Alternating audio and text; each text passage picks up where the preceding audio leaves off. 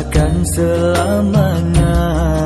Begitulah selepas susah ada kesenangan.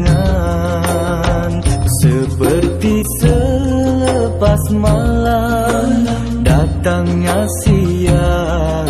Oleh itu waktu senang jangan lupa daratan.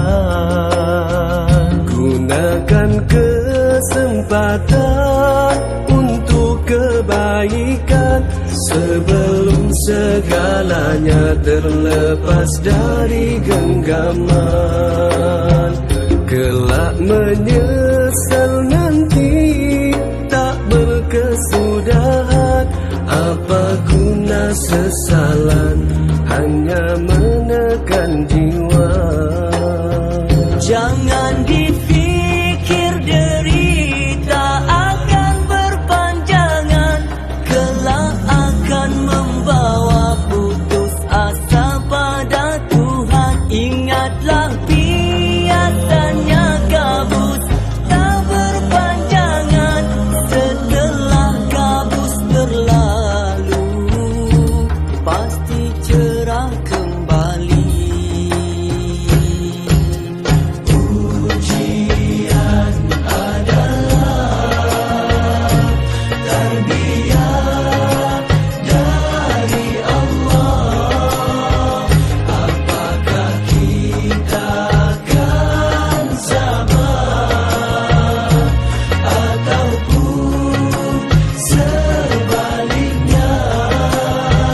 Kesenangan yang datang selepas kesusahan, semuanya adalah nikmat dari Tuhan.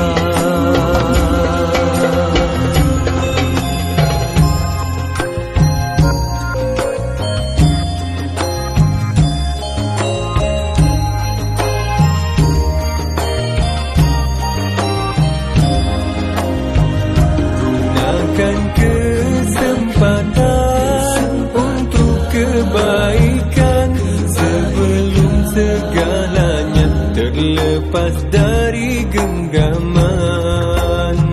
Kelak